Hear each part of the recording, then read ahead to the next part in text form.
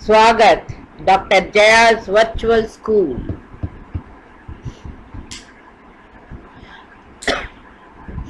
लॉइक level 5 Hindi पाठ 7 व्याकरण। प्रयोग की दृष्टि से क्रिया के भेद। प्रयोग की दृष्टि से क्रिया के 5 भेद हैं। सामान्य क्रिया, जहाँ केवल एक क्रिया का प्रयोग होता है वह सामान्य क्रिया कहलाता है, जैसे आप आए, वह नहाया आदि। संयुक्त क्रिया, जहाँ 2 अथवा अधिक क्रियाओं का साथ साथ प्रयोग हो, वे संयुक्त क्रिया कहलाती हैं, जैसे सविता महाभारत पढ़ने लगी, वह खा चुका।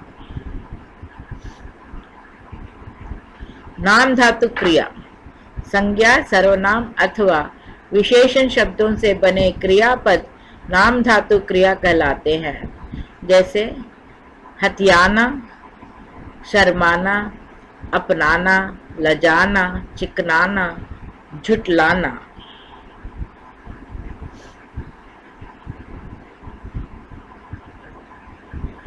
प्रेरणार्थ क्रिया, इस क्रिया से पता चले कि कर्ता स्वयं कार्य को ना करके किसी अन्य को उस कार्य को करने की प्रेरणा देता है, वह प्रेरणार्थक क्रिया कहलाता है।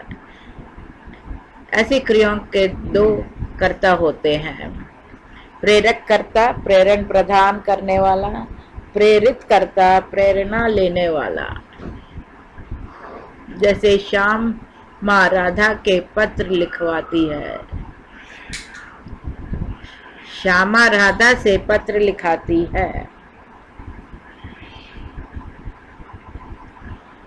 पूर्वकालिक क्रिया, किसी क्रिया के पूर्व यदि कोई दूसरी क्रिया प्रयुक्त हो तो वह पूर्वकालिक क्रिया कहलाती है, जैसे मैं अभी सोकर उठा हूँ।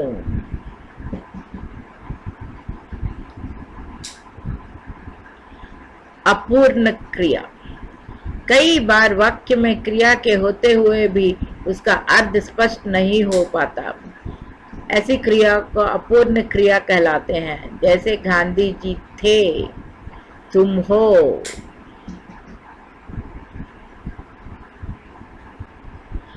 कविता, भारत, इस महान भारत की संस्कृति का यह गौरव गान है। न्याय नीति का पालक अपना प्यारा हिंदुस्तान है, जहाँ सृष्टि निर्माण हुआ था वर्ष करोड़ों पहले। भारत के ज्ञानी विज्ञानी थे नहले पर दहले। शून्य शब्द आकाश अंक से परिचित किया जगत को, आगत की कल्पना हुई माना आधार विगत को। सब निष्पक्ष ज्ञानियों को इस भारत की पहचान है। न्याय नीति का पालक अपना प्यारा हिंदुस्तान है।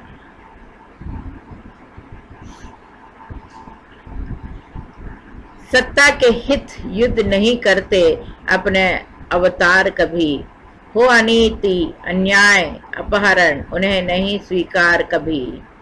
बड़े भाई से लिए राज्य तो छोटे भाई को दिया, सोने की लंका से तस्ती भर सोना भी नहीं लिया। श्री राम निष्पक्षता के साक्षी वेद पुराण है, न्याय नीति का पालक अपना प्यारा हिंदुस्तान है।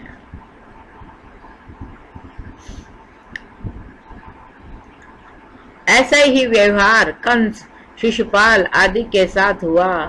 जीता तो सिंहासन उनके परिवारों के हाथ दिया। अगर चाहते कृष्णचंद्र तो बन जाते खुद ही सम्राट, जिनके इंगित पर निर्भर थे चक्रवर्तियों के सब ठाठ।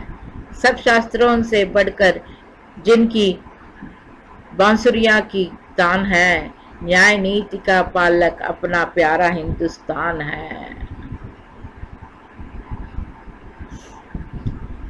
त्यागाराज तपस्वी गौतम महावीर भी आ गए। सत्य अहिंसा करुणा के स्वर अंतरिक्ष में छा गए। सबका स्वागत, किंतु देश की रक्षा पंक्ति साक्षात थी। हमलावर महमूद गौरी को 77 बार शिक्षित दी। सज्जन को हम दुष्कर दुर्जन के लिए कृपाण है। न्याय नीति का पालक अपना प्यारा हिंदुस्तान है। विज्ञान। ईसा ने ली थी यूहन्ना की दीक्षा। ईसा मसीहा और यूहन्ना। ईसा मसीह ईसाई धर्म के प्रवर्तक है। ईसाई लोग उन्हें परमपिता परमेश्वर का पुत्र और ईसाई त्रिमूर्ति का तृतीय सदस्य मानते हैं। ईसाई की जीवनी और उपदेश बाइबल में मौजूद है। ईसा मसीह के यूहन्ना की दीक्षा ग्रहण की थी। ईसा जब 30 साल के हुए तो एक दिन किसी से उन्होंने सुना कि पास के जंगल में जॉर्डन नदी के किनारे एक महात्मा रहते हैं। उनका नाम है यूहन्ना, मिस जॉन। बहुत से लोग उनका उपदेश सुनने जाते थे। ईसा को भी उत्सुकता हुई। वे भी यूहन्ना का उपदेश सुनने के लिए निकल पड़े। यूहन्ना कहते थे, अब धरती पर प्रभु के राज्य का समय आ गया है। प्रभु के राज्य में हर आदमी यह जान लेगा कि सब आदमी बराबर है। ना कोई किसी से ऊंचा है, ना कोई किसी से नीचा। सब लोगों को आपस में मिलजुल कर प्रेम से रहना चाहिए और सबके साथ अच्छा व्यवहार करना चाहिए। इस तरह रहने और बुरे काम छोड़ देने से ही धरती पर प्रभु का राज्य आ सकेगा। सैनिक उनके पास जाते तो वे उनसे कहते, दूसरों का माल मत छीनो। जो कुछ तुम्हें मिला है उसी में खुश रहो। किसी से गाली गलौज मत करो।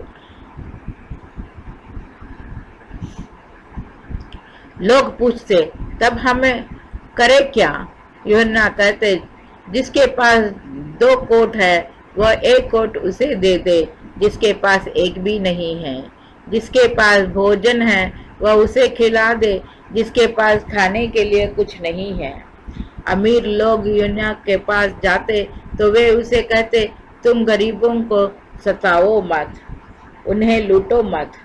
यूहन्ना लोगों से कहते, अच्छी करनी करो, अपना जीवन बदल डालो, नहीं तो तुम्हारी भी गति उस बिना फल वाले पेड़ की तरह होगी जो ईंधन के लिए काट दिया जाता है।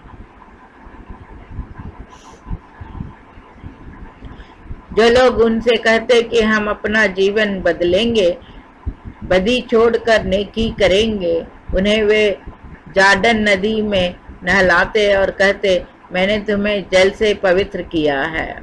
तुम्हारी अंतरात्मा में प्रभु की जो शक्ति भरी है वह तुम्हें पूरे तौर से पवित्र करेगी। ईसा को यूहन्ना की बातें बहुत जांची।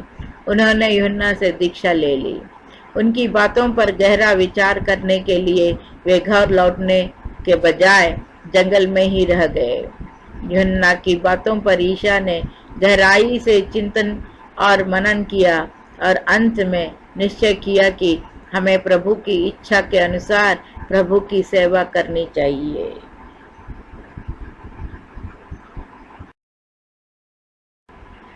प्रेरक व्यक्तित्व। इंदिरा गांधी विश्व राजनीति की लौह महिला। बचपन में अंधेरे से लगता था डर उन्हें। इंदिरा गांधी का जन्म 19 नवंबर 1917 को इलाहाबाद में आनंद भवन में हुआ था। अपने दृढ़ निश्चय, साहस और निर्णय लेने की अद्भुत क्षमता के कारण इंदिरा गांधी को विश्व राजनीति में लौह महिला के रूप में जाना जाता है। लेकिन कम लोगों को मालूम होगा कि बचपन में उन्हें अच्छा आम बच्चों की तरह अंधेरे से काफी डर लगता था।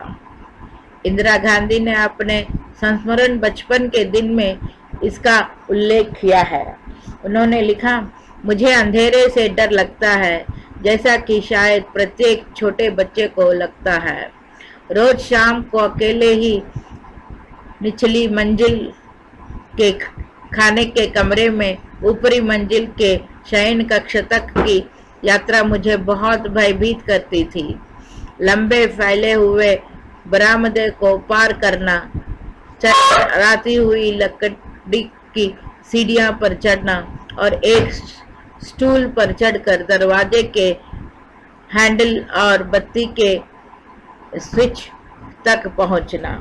उन्होंने लिखा, अगर मैंने अपने इस डर की बात किसी से कही होती तब मुझे पूरा विश्वास है कि कोई ना कोई मेरे साथ ऊपर आ जाता या देख लेता कि बत्ती जल रही है या नहीं। लेकिन उस उम्र में भी साहस का ऐसा महत्व था कि मैंने निश्चय किया कि मुझे इस अकेलेपन के भय से अपनी ही छुटकारा पाना है।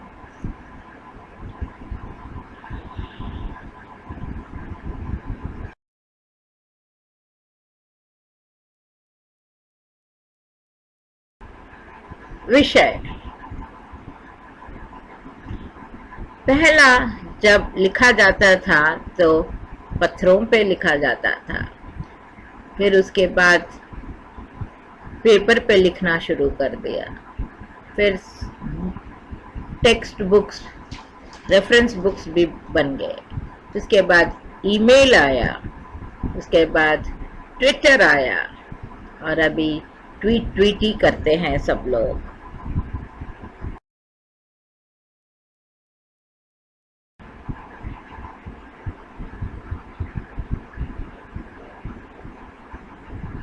श्री कृष्ण जी का जन्म हुआ और उनका लीला अपरंपार। कृष्ण जी तो अब बचपन से ही अपना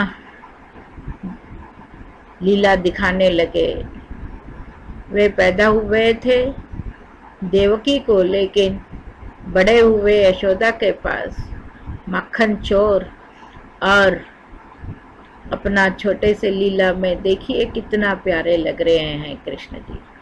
आपको जो कहानी आता है कृष्ण के बारे में उसके बारे में लिखिए, ये चित्र देख कर कृष्ण जी के बारे में लिखिए।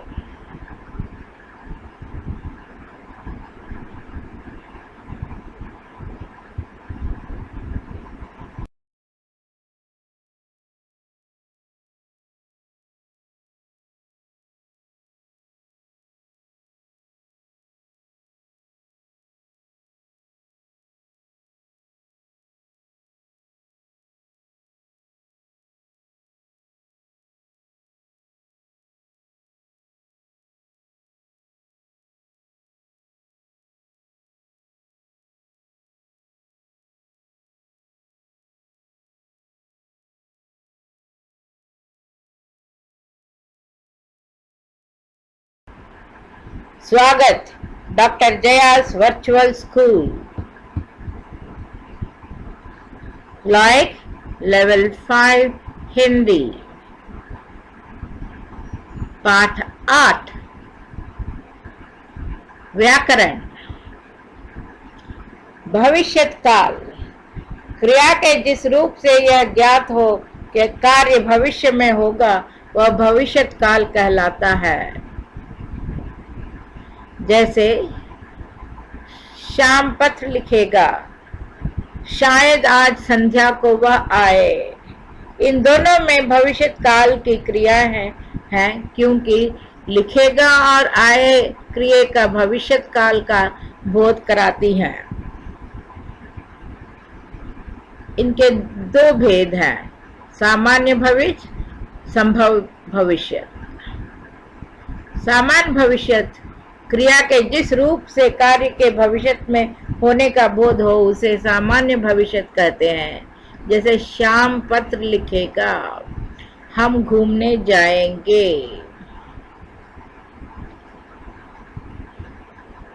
संभाव्य भविष्य, क्रिया के जिस रूप से कार्य के भविष्य में होने की संभावना का बोध हो वह हाँ संभाव्य भविष्यत होता। जैसे शायद आज वह आए, संभव है शाम पत्र लिखे, कदाचित संध्या तक पानी पड़े।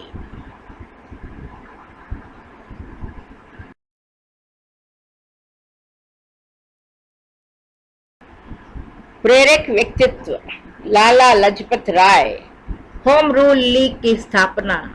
उनका जन्म 28 जनवरी 1865 में हुआ और उनका मृत्यु 17 नवंबर 1928 में हुआ।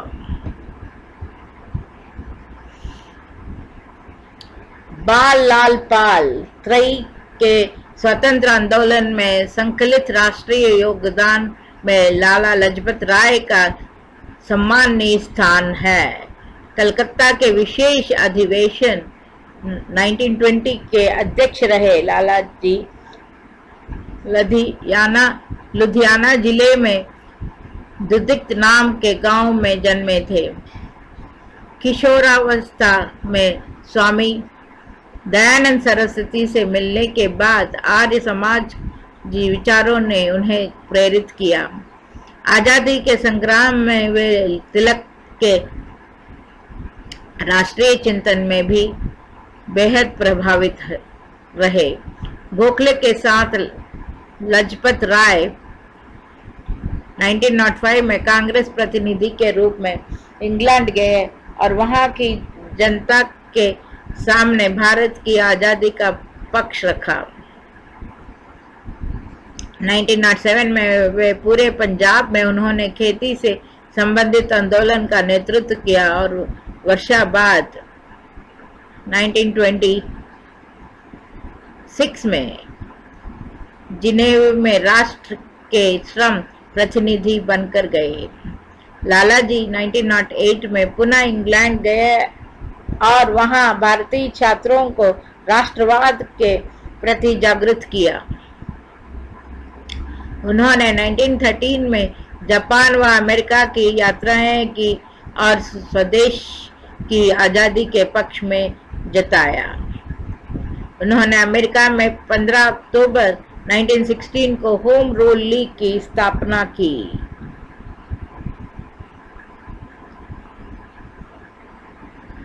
नागपुर में आयोजित अखिल भारतीय छात्र संघ सम्मेलन के अध्यक्ष के नाते छात्रों को उन्होंने राष्ट्रीय आंदोलन में जुड़ने का आह्वान किया।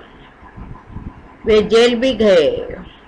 लाहौर में साइमन कमीशन विरोधी जुलूस का नेतृत्व करने के दौरान राय गंभीर रूप से घायल हुए और उनका निधन हुआ। उनकी मौत का बदला लेने के लिए ही भगत सिंह, सुखदेव एवं राजगुरु ने सैंडर्स की हत्या की थी। लाला लाजपत राय के प्रभावी वाक्य, जो अमोघ और अधिकतम राष्ट्रीय शिक्षा लाभकारी राष्ट्रीय निवेश है, राष्ट्र की सुरक्षा के लिए उतनी ही आवश्यक है जितनी भौतिक प्रतीक्षा के लिए सैन्य व्यवस्था। ऐसा कोई भी श्रम रूप आवश्यक नहीं है जो सामाजिक उद्देश्यों की पूर्ति में सहायक हो और समाज को जिसकी आवश्यकता हो। राजनीतिक प्रभुत्व आर्थिक शोषण की ओर ले जाता है। अधिक शोषण पीड़ा, बीमारी और गंदगी की ओर ले जाता है और ये चीजें धरती के विनीत लोगों को सक्रिय या निष्क्रिय बगावत की ओर धकेलती है और जनता में आजादी की चाह पैदा करती है।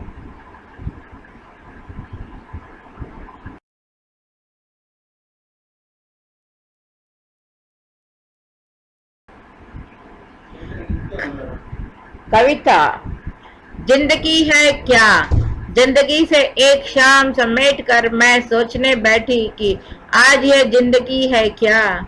परिभाषाओं से परे एक नाम है या मंजिल के बिना एक अंतहीन सफर, या फिर यह एक सुंदर है समुंदर है जिसमें कहीं मोती है तो कहीं खाली सीपों सी बजती एक आशा है आखिरकार यह जिंदगी है क्या नंदनवन है या फिर सेमल के फूलों से लता एक उपवन जिसमें सिर्फ रंग ही रंग है और खुशबू का एहसास तक नहीं।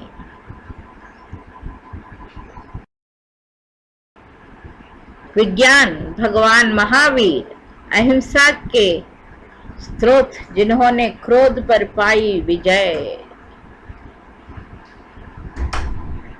एक बार तीर्थ कर भगवान महावीर पूर्व की ओर खड़े खड़े सूर्यदेव का आतप ले रहे थे। इतने में कुछ लोग वहां आए। भगवान महावीर को उस स्थिति में देख उन्होंने हंसी आई और उन्हें शरारत करने की सूझी। एक व्यक्ति ने उन पर धूल उड़ाई किंतु वे आतप में लीन रहे। इस पर दूसरों ने उन पर कंकड़ फेंके किंतु भगवान ने उनकी ओर देखा तक नहीं। तीसरे ने उन पर थूका लेकिन भगवान शांत ही खड़े रहे। यह देख वे आपस में कहने लगे, अरे ये कैसा आदमी है, थूकने पर भी इसे क्रोध नहीं आया, ना ही इसने हमें भला बुरा कहा। तब दूसरा बोला, यह तो कोई पागल मालूम होता है या गूंगा। तीसरा बोला, यह तो कोई ढोंगी दिखाई देता है, मैं इसमें गुस्सा लाता हूँ। और यह कहा उसने उनके सिर पर बहुत सारी धूल फेंक दी किंतु इसका भी उस संत पुरुष पर कोई असर नहीं हुआ।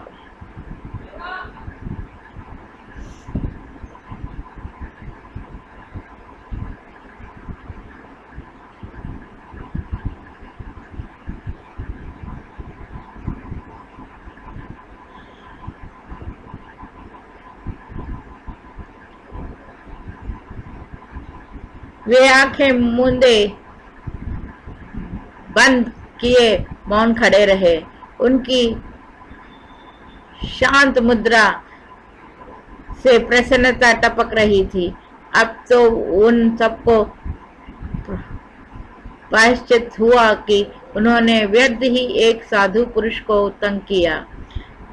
वे उनके चरणों पर गिर पड़े और बोले, भगवान हमें क्षमा करे, आपका अकारण ही कष्ट दिया। भगवान महावीर तो अहिंसा के स्तोत्र थे, उन पर दृष्ट व्यवहार का कैसा असर हो सकता था। उन्होंने आंखें खोली और मुस्कुराकर क्षण भर के लिए उनकी ओर देखा। आत्मलाग निश्चय में वे लोग उनसे आंखें भी ना मिला सके और दुखी अंतःकरण के साथ वहां से चले गए।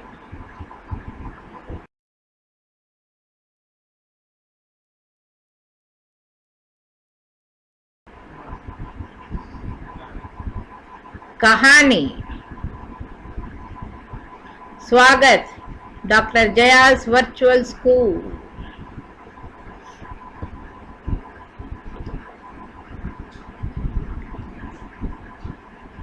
नीत कथाएं।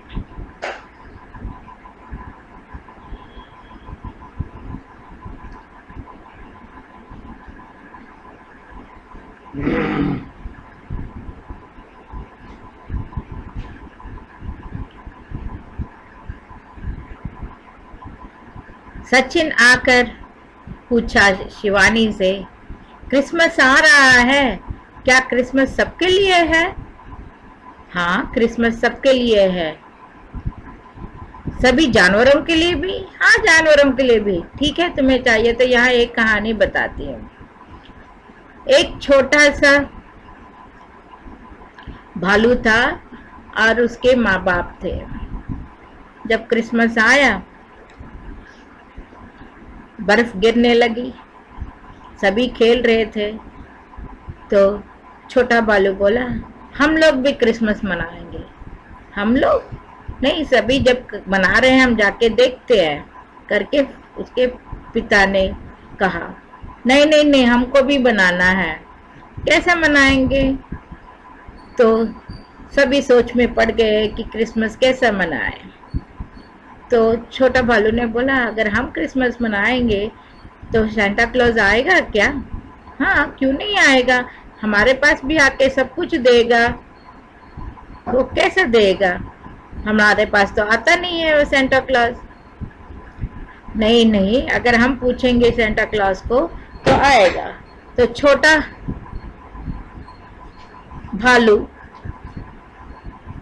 रात भर बाहर बैठ के सोचने लगा, मैं कैसे बुलाऊं सांता क्लॉज को, मैं कैसे बुलाऊं? सेंटा क्लॉज मेरे पास भी आ जाओ, हमारे घर में भी हम क्रिसमस मना रहे हैं, हमको भी आ जाओ ना, इनाम दे जाओ करके। तो छोटा भालू इतने में देखा कि सेंटा क्लॉज ऊपर से जा रहा है।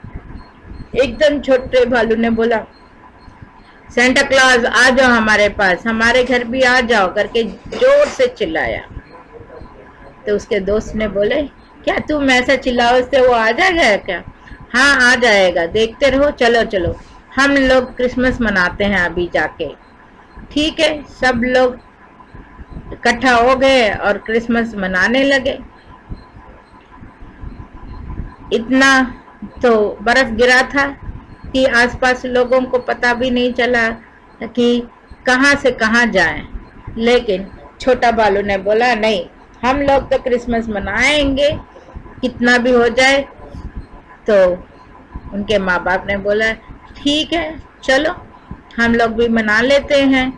और वो लोग जाके अपने घर के बाहर जो छोटा सा ये था, तो उधर से जब सेंटा क्लॉज जा रहा था उसने देखा कि ये भालू भी कर रहा है, मना रहा है क्रिसमस और मेरे को बुला रहा है। ठीक है, मैं भी चलता हूँ, देखता हूँ ये लोग कैसे मनाते हैं। बस छोटा भालू गया अपना घर, सबको बताया कि मैंने सेंटा क्लॉज को देखा है और मैंने उसको बता दिया कि हमारे घर आ जाए। वो आएगा, हाँ आएगा, जरूर आएगा करके वो गया अंदर, अपने घर जाके पूरा सजाने लगा।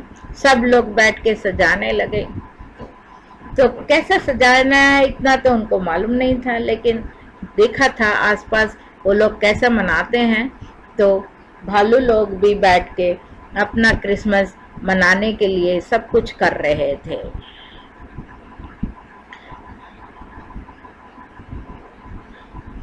सजा लिया तो इतने में छोटे भालू ने देखा कि बाहर एक छोटा सा क्रिसमस ट्री जगमगा रहा है।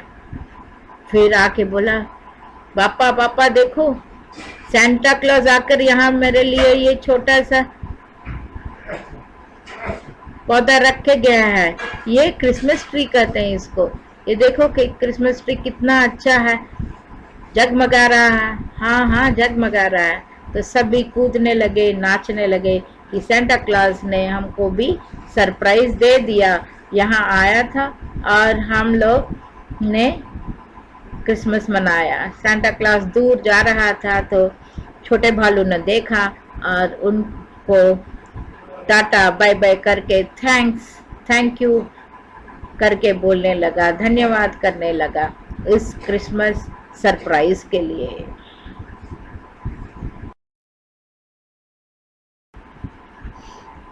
स्वागत doctor Jaya's virtual school Lloyd level 5 Hindi पाठ 9 व्याकरण। वाच्य, कर्तृवाच्य से कर्मवाच्य बनाना।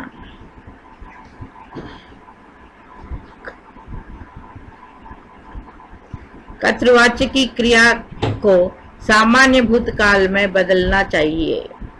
उस परिवर्तन क्रिया रूप के साथ काल, पुरुष, वचन और लिंग के अनुरूप जाना की क्रिया का रूप जोड़ना चाहिए। इनमें से अथवा के द्वारा का प्रयोग करना चाहिए।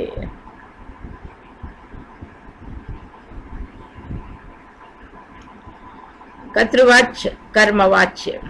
श्यामा उपन्यास लिखती है। श्यामा से उपन्यास लिखा जाता है। श्यामा ने उपन्यास लिखा। श्यामा से उपन्यास लिखा गया। श्यामा उपन्यास लिखेगी। श्यामा से के द्वारा उपन्यास लिखा जाएगा। कर्तृवाच्य के से भाववाच्य बनाना। इसके लिए क्रिया अन्य पुरुष और एक वचन में रखनी चाहिए। कर्ता में करण कारक की विभक्ति लगानी चाहिए।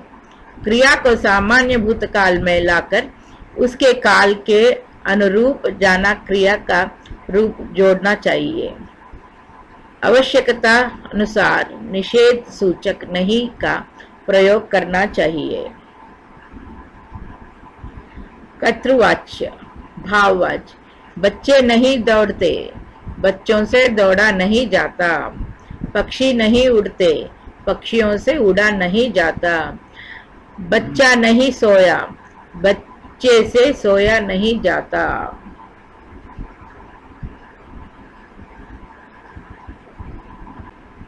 प्रेरक व्यक्तित्व। महान वैज्ञानिक चंद्रशेखर वेंकट रमन। सीवी रामन भारत का गणितज्ञ। जन्म 7 नवंबर 1888 में हुआ। मृत्यु 21 नवंबर 1970 में हुआ। प्रकाश के प्रकीर्णक और रमन प्रभाव की खोज के लिए नोबेल पुरस्कार पाने वाले पहले एशियाई और अवक्षत भौतिक वैज्ञानिक सर सीवी रामन आधुनिक भारत के महान वैज्ञानिक माने जाते हैं।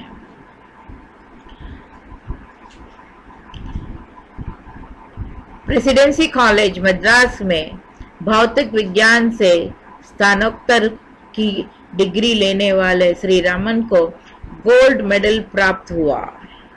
वैज्ञानिक के तौर पर दुनिया भर में जाने गए रमन की गणित में जबरदस्त रुचि थी और उनकी पहली नौकरी कलकत्ता में भारत सरकार के वित्त विभाग में सहायक महालेखाकार की दी।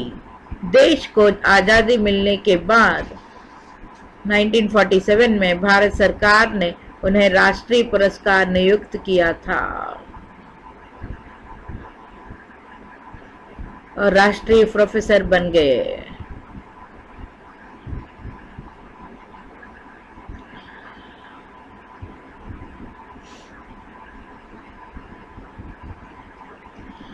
भौतिक विशेषज्ञ सर सीवी रामन द्वारा रमन इफेक्ट की खोज के उपलक्ष्य में 28 फरवरी को राष्ट्रीय विज्ञान दिवस के रूप में मनाया जाता है। उन्होंने ही पहली बार तबले और मृदंगम के सनाधि की प्रकृति का पता लगाया था। विज्ञान के क्षेत्र में योगदान के लिए अनेक पुरस्कारों से सम्मानित किया गया है। इन्हें रमन प्रभाव की खोज भारतीय भौतिक शास्त्र सर सीवी रामन द्वारा दुनिया को दिया गया विशिष्ट उपहार है। उन्होंने संगीत वाद्य यंत्रों के अकॉस्टिक पर काम किया और वह ऐसे पहले व्यक्ति थे। उन्होंने भारतीय वाद्य यंत्र तबला तथा मृदंग के सन्नादक प्रकृति का भी पता लगाया था। विज्ञान की सेवा करते करते वे निधन हो गए।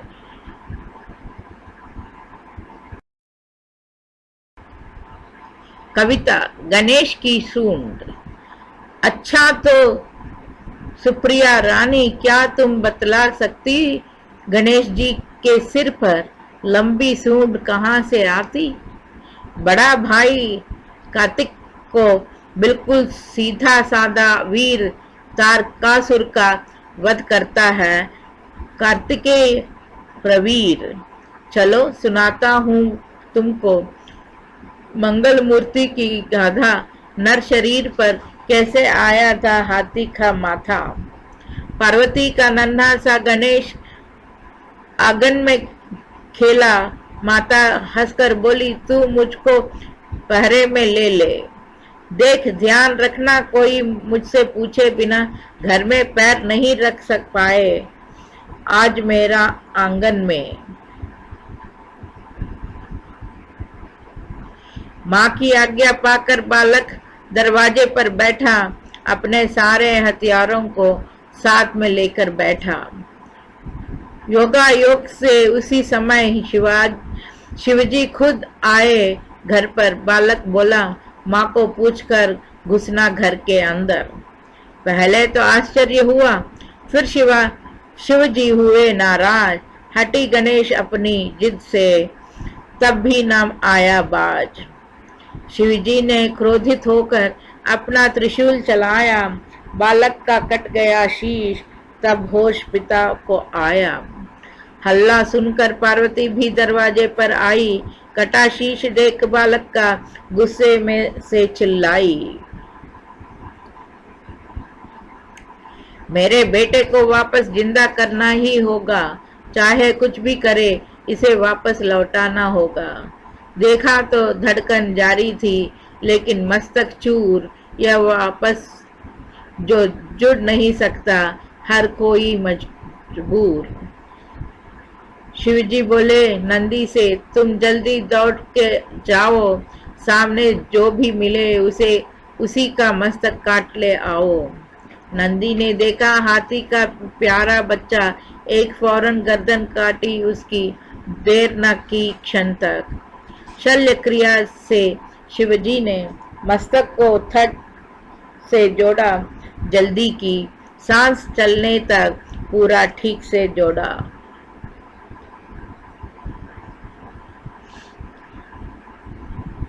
शल्य क्रिया का चमत्कार सारी दुनिया में पहला, यह गणेश देवों का राजा, पूजित सबसे पहला।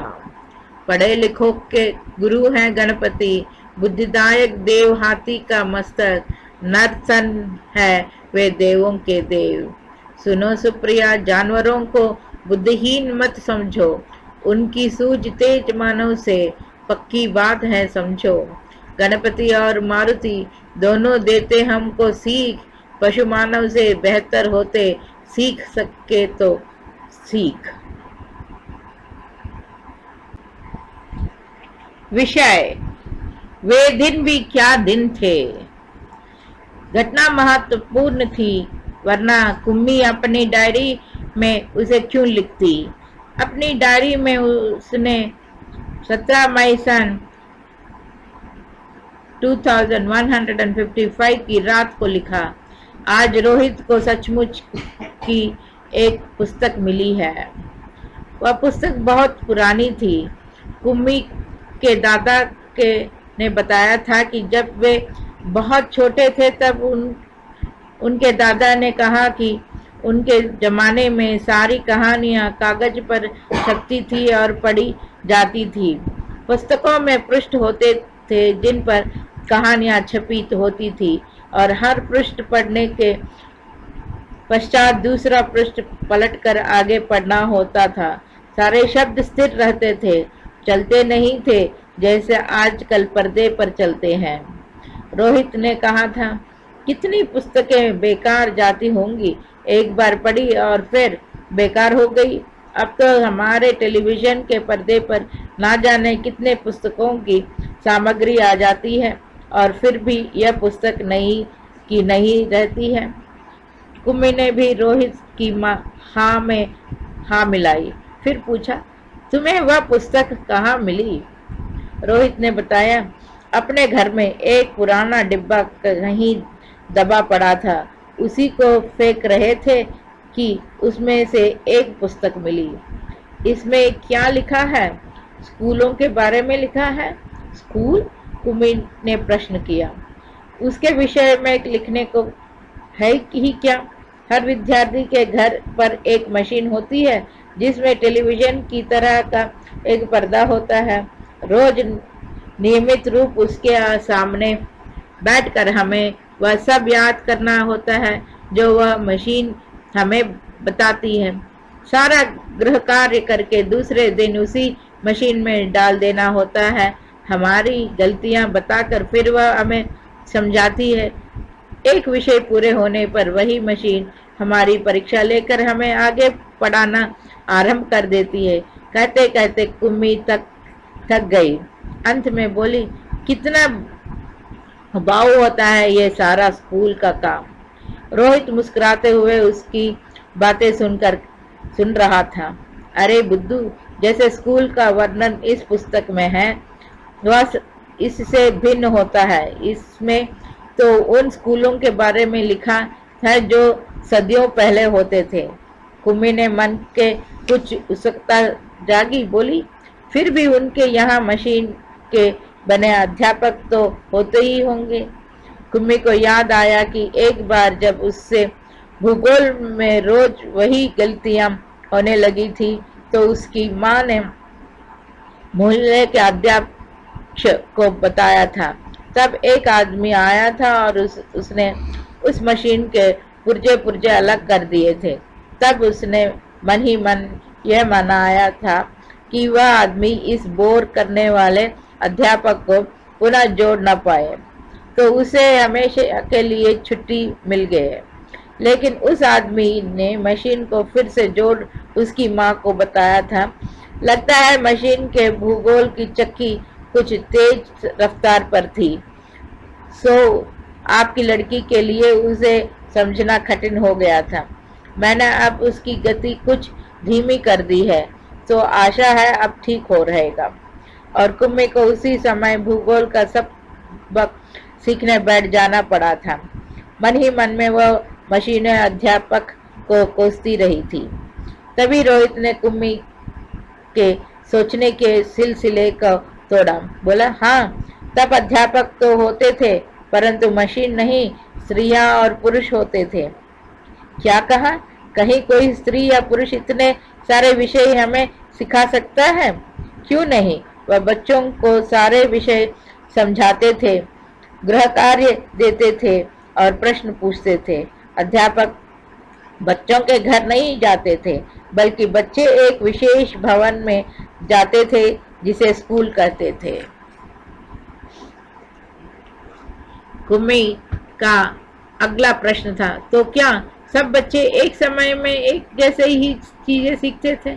हाँ, एक आयु के बच्चे एक साथ बैठते थे, लेकिन माँ कहती है कि मशीन अध्यापक हर बच्चे की समझ के अनुसार पढ़ाता है। फिर पुराने जमाने में यह कैसे संभव होता था? तब वे लोग इस प्रकार नहीं करते थे। रहने दो, तुम्हारी इच्छा नहीं है तो मैं वह पुस्तक तुम्हें नहीं दूंगा। कुम्मी झट बोली, नहीं नहीं, मैं उससे पढ़ना चाहूंगी कि तब स्कूल कैसे होते थे, कितनी अजीब अजीब बातें जानने को मिलेंगी। इतने में अंदर से माँ की आवाज सुनकर कुम्मी बोली, लगता है सबका समय हो गया है। रोहित भी उठा और अपने घर की ओर चला गया। कुम्मी अपने घर की ओर चली गई। अंदर मशीन आगे का सबक देने को तैयार थी। मशीन से आवाज अपनी आरंभ हो गई। सबसे पहले आज तुम्हें गणित सीखना है, कल का होमवर्क छेद में डालो। कुम्मी ने वैसा ही किया। वह सोच रही थी कि कितने अच्छे होते होंगे वे पुराने स्कूल, जहाँ एक ही आयु के सारे बच्चे हंसते खेलते कूदते स्कूल जाते होंगे और पढ़ाने वाले पुरुष और स्त्रियां होते होंगी। इतने में मशीन से स्वर आना आरंभ हो गया था और पर्दे पर चलते हुए अक्षर एवं अंक आने शुरू हो गए थे। और कुम्मी सोच रही थी कि तब स्कूल जाने में कितना आनंद आता होगा, कितने खुश रहते होंगे सारे बच्चे।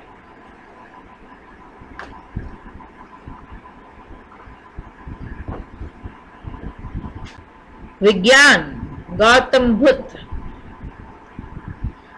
बुद्ध ऐसे हैं जैसे हिमाच्छादित हिमालय पर्वत तो और भी हैं, हिमाच्छादित पर्वत और भी हैं, पर हिमालय अतुलनीय है, उसकी कोई उपमा नहीं है। हिमालय बस हिमालय जैसा है, गौतम बुद्ध बस गौतम बुद्ध जैसे हैं। पूरी मनुष्य जाति के इतिहास में वैसा महिमापूर्ण नाम दूसरा नहीं। गौतम बुद्ध ने जितने हृदयों की वीणा को बजाया है उतना किसी और ने नहीं। गौतम बुद्ध के माध्यम से जितने लोग आगे और जितने लोग परम भगवान को उपलब्ध हुए उतने किसी और के माध्यम से नहीं।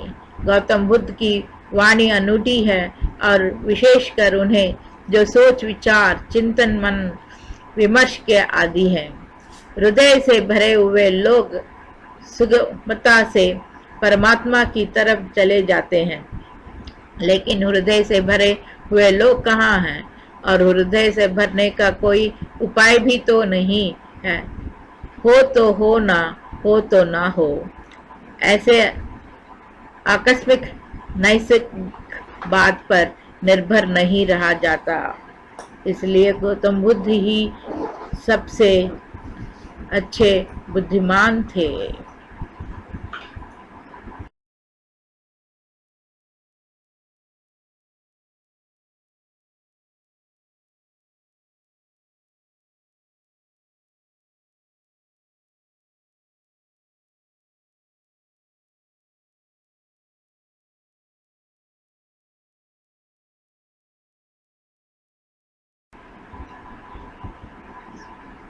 स्वागत डॉक्टर जयास वर्चुअल स्कूल।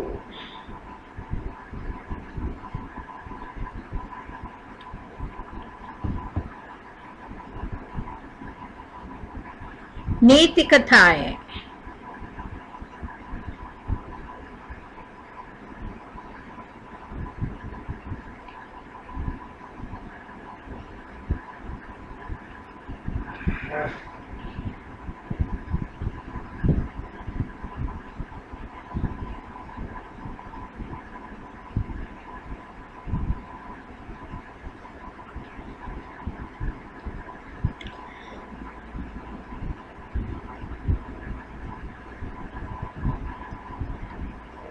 एक जंगल में एक शेर राजा था। वो जंगल का हर एक कोने में जाता और अपने मनपसंद के कोई भी जानवर को खा लेता था। तो एक लोमड़ी उसके पीछे पीछे आई और सोचा कि जहाँ जहाँ जंगल का राजा खाता है थोड़ा जो बच जाता है तो लोमड़ी खा लेती थी। ऐसे उन दोनों में दोस्ती हो गई। तो जंगल में हमेशा लोमड़ी जंगल के राजा शेर के पीछे पीछे ही रहता था। और एक बार एक हाथी से उनका भेंट हो गया और हाथी को इतना गुस्सा आया कि शेर जख्मी हो गया। तो शेर जब जख्मी हो गया तो वहीं बैठा रहा था। हाथी तो फिर उसको एक सूंड से अपने सूंड से एक मार मार के वहां से निकल पड़ा हाथी।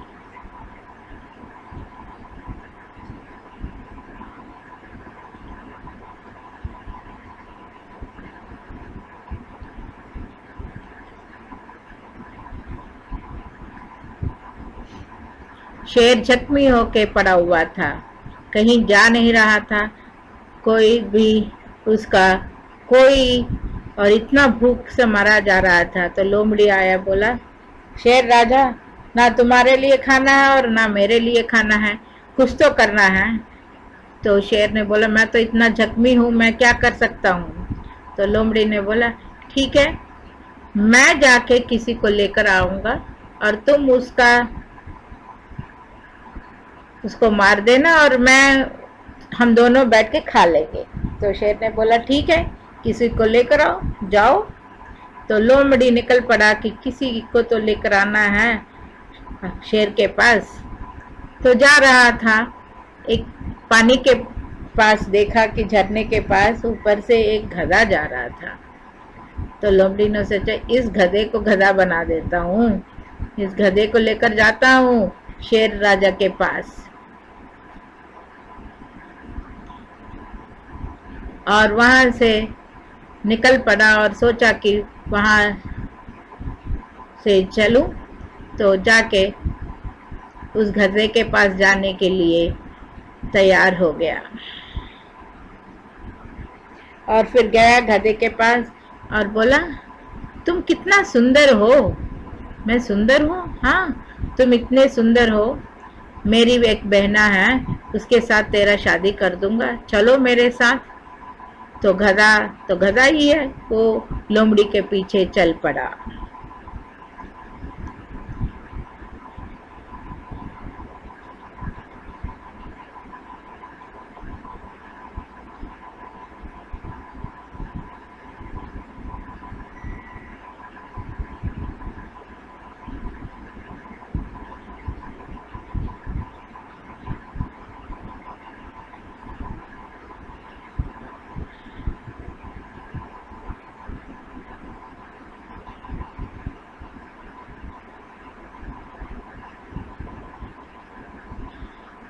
फिर गधे को लोमड़ी शेर के पास लेकर आया। वो देखते ही एकदम गधा इतना डर गया शेर को देख के, वहां से भाग उठा। तो लोमड़ी को भी कुछ सोचा नहीं, ये क्या हो गया है, शेर ने कुछ नहीं किया उस गधे को। तो फिर लोमड़ी बोली शेर से कि तुमने ऐसा क्यों किया, मैं तो गधा को लेकर आया था। बोला हाँ, मैं चूक गया था, ठीक है, अभी फिर से एक बार लेकर आओ तुम। तो लोमड़ी फिर भाग भाग के गई और गधे को बोली नहीं नहीं नहीं, वो शेर के पास नहीं, उसके पीछे है मेरी बहना, उसके पास लेकर जाऊंगा, चलो मेरे साथ। तो गधा फिर से आ गया। तो जब आया तो शेर पीछे खड़ा हुआ था, देख रहा था कि क्या होगा। और जब पास में आया वो फिर से, तो एकदम जाके उसके ऊपर लपट गया और उसको जख्मी बना दिया।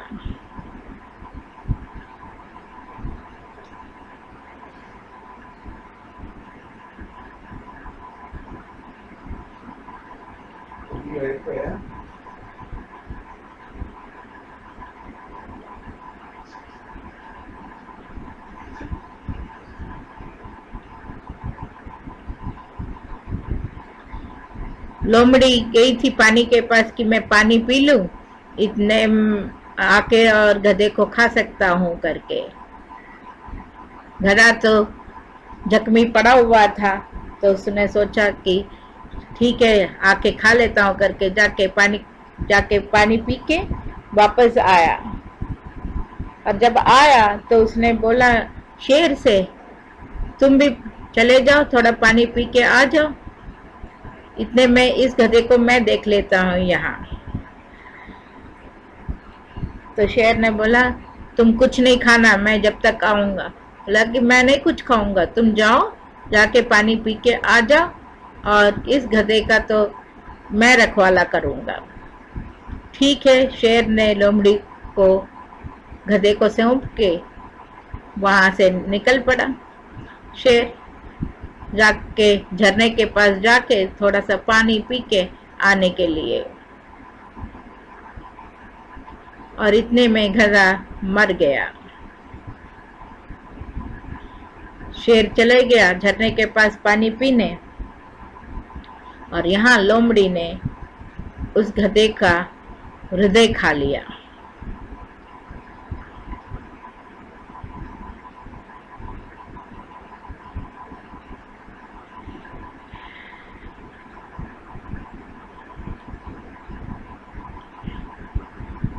शेर पानी पी के फिर से गधे को खाने का मजा सोच सोच के वापस आ गया, और देखा तो गधा फिर से थोड़ा ये कर रहा था लेकिन मर गया था। तो पूछा इसका हृदय कहाँ है? लोमड़ी बोला गधे का हृदय? गधे का अगर हृदय होता थोड़े ना तुम्हारे पास आता, उसके पास ना हृदय है ना कान है। बोला क्यों क्यों, क्या उसके पास हृदय नहीं है? तो शेर को बहुत गुस्सा आया और बोला लोमड़ी तेरे को हृदय नहीं है, मैंने तुमको दिया था गधे को कि देखभाल करो और तुमने हृदय ही खा लिया। आज से इसीलिए तो लोमड़ी को बोलते हैं कि तेरे को कोई हृदय नहीं है, सोच में नहीं है, तो लोमड़ी ने बोला क्या तेरे को है, तू तो सबको मारता है। हाँ मैं सबको मारता हूँ और खाता हूँ, लेकिन तू दूसरों को जो मारते हैं वो तुम खा लेते हो। तो बोला हाँ खा लेता हूँ, इसलिए हम दोनों को ही हृदय नहीं है। हाँ ठीक है, हृदय नहीं है तो ठीक है, हृदय होगा तो दूसरों को कैसे खाएंगे, हम दोनों को ही हृदय नहीं है।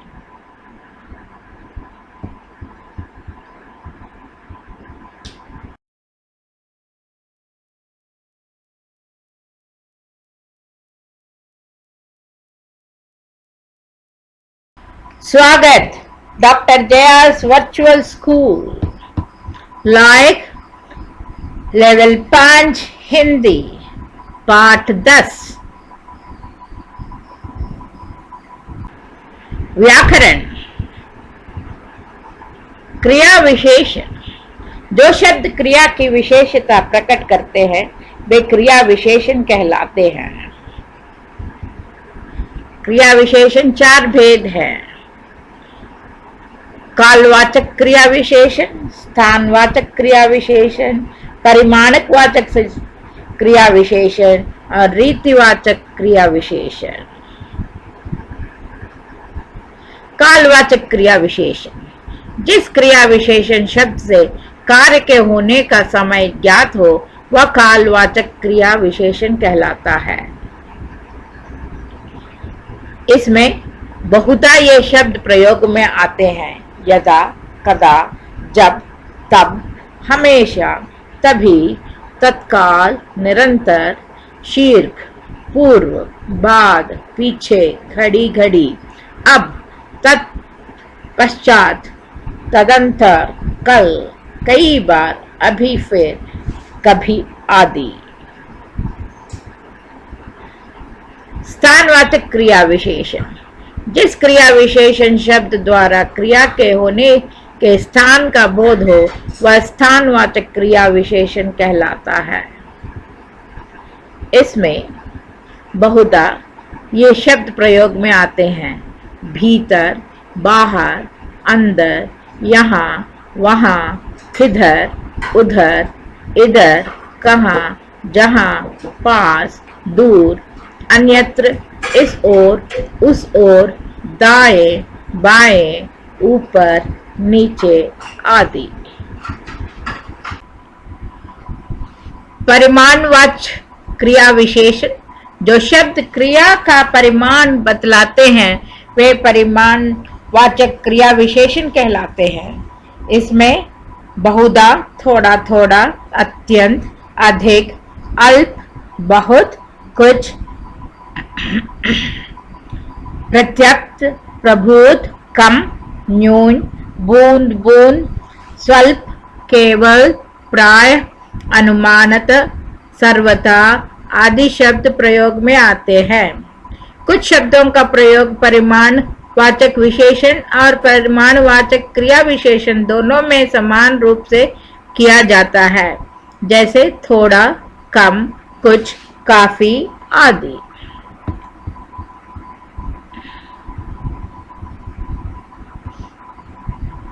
रीतिवाचक क्रिया विशेषण। जिन शब्दों के द्वारा क्रिया के संपन्न होने की रीति का बोध होता है वे रीतिवाचक क्रिया विशेषण कहलाते हैं। इनमें बहुधा ये शब्द प्रयोग में आते हैं, अचानक, सहसा, एकाएक, झटपट, आप ही, ध्यानपूर्वक, धड़ाधड़, यथा, तथा, ठीक, सचमुच, अवश्य, वास्तव में, निस्संदेह, बेशक, शायद, संभव है, कदाचित, बहुत करके, हाँ, ठीक, सच, जी, जरूर, अतएव, किस लिए, क्योंकि, नहीं, न, मत, कभी नहीं, कदापि नहीं आदि। प्रेरक व्यक्तित्व। सरदार वल्लभ भाई पटेल आधुनिक राष्ट्र निर्माता। उनका जन्म 31 अक्टूबर 1875 में हुआ, मृत्यु 15 दिसंबर 1950 में हुआ। सरदार वल्लभ भाई पटेल का जन्म गुजरात में हुआ था। प्रारंभिक शिक्षा काल में ही उन्होंने एक ऐसा अध्यापक के विरुद्ध आंदोलन खड़ा कर उन्हें सही मार्ग दिखाया, जो अपने ही व्यापारिक स्थान से पुस्तकें क्रय करने के लिए छात्रों के भाज्य करते थे। वे विद्यालय के अंतरिम परीक्षा प्रथम श्रेणी में पास कर बैरिस्टर बन गए। फौजदारी वकालत में उन्होंने खूब यश और धाक जमाई। महात्मा गांधी ने जब पूरी शक्ति से अंग्रेजों भारत छोड़ो आंदोलन चलाने का निश्चय किया, तो पटेल ने अहमदाबाद में 1 लाख जन समूह के सामने लोकल बोर्ड के मैदान में इस आंदोलन की रूपरेखा समझाई। उन्होंने पत्रकार परिषद में कहा, ऐसा समय फिर नहीं आएगा, आप मन में भय न रखें।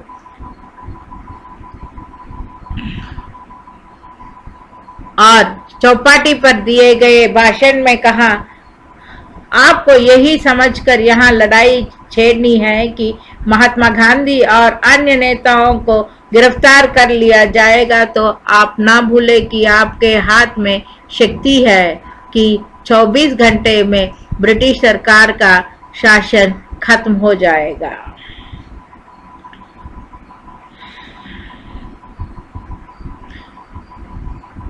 मैंने यह भी शर्त रखी थी, देशी राज्यों के संबंध में ब्रिटेन हस्तक्षेप नहीं करेगा। इस समस्या को हम सुलझाएंगे और निश्चय ही देशी राज्यों के एकीकरण की समस्या को पटेल ने बिना खून खराबे के खड़ी खूबी से हल किया। देशी राज्यों में राजकोट, जूनागढ़, बहालपुर, बदौड़, कश्मीर, हैदराबाद को भारतीय महासंघ में सम्मिलित करना में सरदार को कई पेचीदगियों का सामना करना पड़ा। जब चीन के प्रधानमंत्री चाउ एम लाई ने नेहरू को पत्र लिखा कि वे तिब्बत को चीन का अंग मान ले, तो पटेल ने नेहरू से आग्रह किया कि वे तिब्बत पर चीन का प्रभुत्व कतई न स्वीकार, अन्यथा चीन भारत के लिए खतरनाक सिद्ध होगा। नेहरू नहीं माने। बस इसी मूल के कारण हमें चीन से पिटना पड़ा और चीन ने हमारी सीमा की 40,000 वर्ग गज भूमि पर कब्जा कर लिया। सरदार पटेल के ऐतिहासिक कार्यों में सोमनाथ मंदिर का पुनर्निर्माण, गांधी स्मारक निधि की स्थापना, कमला नेहरू अस्पताल की रूपरेखा आदि कार्य सदैव स्मरण किए जाते हैं। उनके मन में गोवा को भी भारत में विलय करने की इच्छा कितनी बलवती थी, इसका उदाहरण ही काफी है। जब एक बार वे भारतीय युद्धपोत द्वारा बंबई से बाहर यात्रा पर था, तो गोवा के निकट पहुंचने पर उन्होंने कमांडिंग ऑफिसर से पूछा, इस युद्धपोत पर तुम्हारे कितने सैनिक हैं? जब कप्तान ने उनकी संख्या बताई, तो पटेल ने फिर पूछा, क्या वह गोवा पर अधिकार करने के लिए पर्याप्त हैं?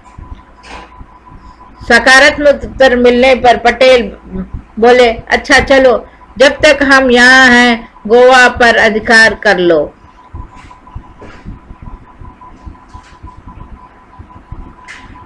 जवाहरलाल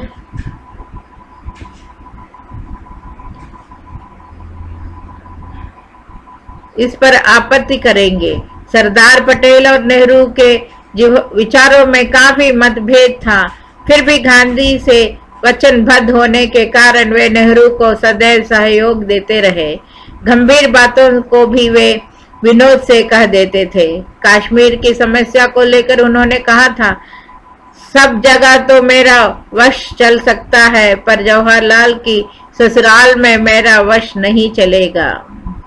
उनका यह कथन भी कितना सटीक था। भारत में केवल एक व्यक्ति राष्ट्रीय मुसलमान है, जवाहरलाल नेहरू, शेष सब सांप्रदायिक मुसलमान हैं।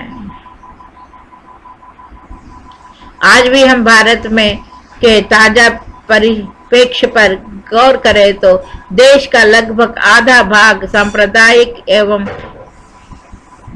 विघटनकारी राष्ट्रीय द्रोही की चपेट में फंसा दिखाई देता है। ऐसी संकट की घड़ी में सरदार पटेल की स्मृति हो उठना स्वाभाविक है। ज्ञातंक है कि स्वतंत्र प्राप्ति के बाद भारत के सामने ज्वलंत प्रश्न था कि छोटी बड़ी 562 रियायतों को भारतीय संघ में कैसे समाहित किया जाए। जब इस जटिल कार्य को जिस महापुरुष ने निहायती सादगी तथा शालीनता से सुलझाया, वे थे आधुनिक राष्ट्र निर्माता लौह पुरुष सरदार वल्लभ भाई पटेल। कविता गिलहरी। रखे हिमालय को कंधे पर, चली सूर्य की ओर गिलहरी। कहाँ खत्म है आसमान का, ढूंढ रही है चोर गिलहरी। अबर से वह देख न रही है धरती की ओजल हरियाली, इसी बात पर जोर जोर से मचा रही है शोर गिलहरी। श्वास और उच्छ्वास कठिन है धरती पर अब जीवन भारी, यही सोचकर आज हो रही है उदास घनघोर गिलहरी। कट कट दूषित आसमान का, मिट्टी की रग रग जलरीली, यही बताने आज रही है सबको ही झकझोर गिलहरी।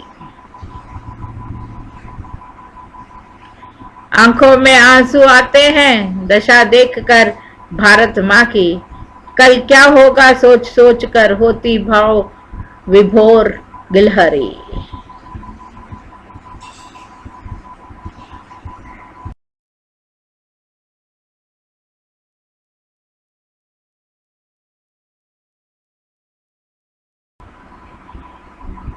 विषय एक माँ की बेबसी।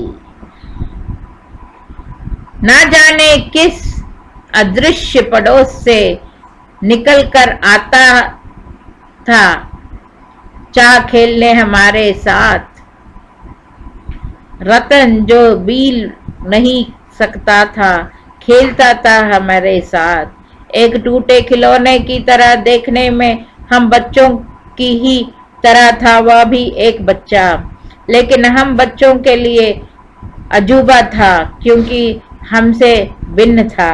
थोड़ा घबराते भी थे हम दूसरे क्योंकि समझ में नहीं पाते थे उसकी घबराहटों को, ना इशारों में कहीं उसकी बातों को, ना उसकी भयभीत आंखों में हर समय दिखती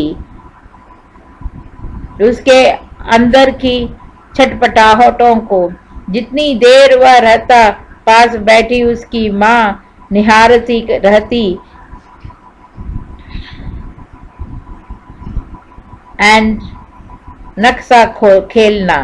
बस जैसे जैसे कुछ 72 समझने लगा है उनकी भाषा जो बोल नहीं पाते हैं, याद आती रतन से अधिक उसकी माँ की आंखों में झलकती उसकी बेबसी।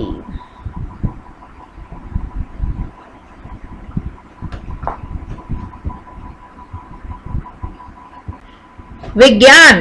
कहां से आए गांधी जी के 3 बंदर। गांधी जी के 3 बंदरों के बारे में आप सभी ने कुछ ना कुछ सुनकर रखा होगा, लेकिन क्या आप जानते हैं कि ये 3 बंदर कहां से आए थे? आइए हम आपको बताते हैं उनके बारे में महत्वपूर्ण जानकारी। जी के ये 3 बंदर मूलतः जापानी संस्कृति से लिए गए हैं। वर्ष 1617 में जापान के निक्को स्थित तगोशु की बनाई गई इस समाधि पर ये तीनों बंदर उत्तीर्ण हैं। हालांकि ऐसा भी माना जाता है कि ये बंदर जिन सिद्धांतों की ओर इशारा करते हैं वे बुरा ना देखो, बुरा ना सुनो, बुरा ना बोलो का दर्शक हैं।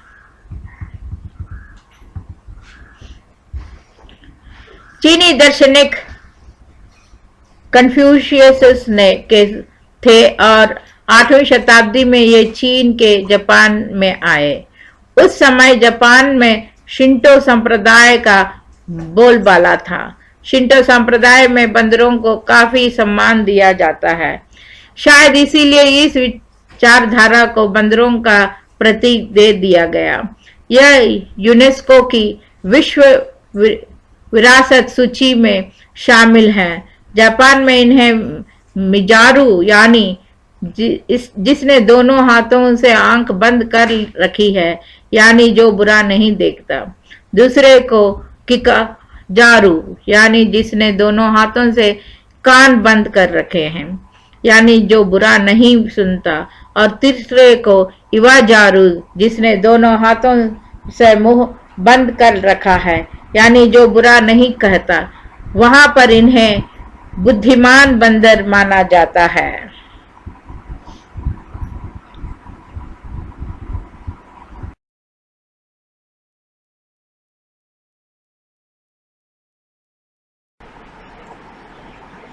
स्वागत doctor Jaya's virtual school. Like level 5 Hindi पाठ 11 व्याकरण। समास। समास का तात्पर्य है संक्षिप्तकरण। दो या दो से अधिक शब्दों से मिलकर बने हुए एक नवीन एवं सार्थक शब्द को समास कहते हैं। जैसे रसोई के लिए घर, इसमें हम रसोई घर भी कह सकते हैं। समासिक शब्द। समास के नियमों से निर्मित शब्द समासिक शब्द कहलाते हैं। इसे समस्त पद भी कहते हैं। समास होने के बाद विभक्तियों के चिन्ह परसर्ग लुप्त हो जाते हैं। जैसे राजपुत्र।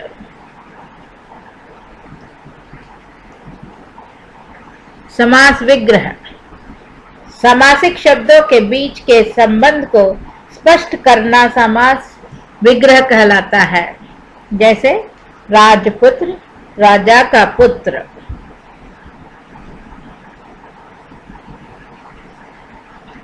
पूर्व पद और उत्तर पद। समास में दो पद शब्द होते हैं। पहले पद को पूर्व पद और दूसरे पद को उत्तर पद कहते हैं। जैसे गंगा जल, इसमें गंगा पूर्व पद और जल उत्तर पद है। समास के भेद। समास के 4 भेद हैं। अव्ययी भाव समास, तत्पुरुष समास, द्वंद्व समास, बहुव्रीहि समास।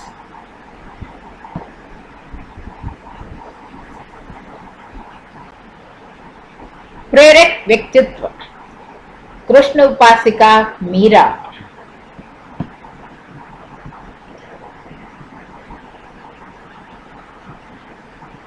जब मीरा बहुत छोटी थी तो उनकी कोठी में एक साधु पधारे। साधु कृष्ण भक्त थे। उनके पास बाल कृष्ण की एक अत्यंत सुंदर मूर्ति थी। वे ब्रह्म मूर्ति में उठ जाते थे और नित्य ब्रह्म कर्मों से निवृत्त होकर पूजा के लिए अपनी आसानी पर बैठ जाते थे।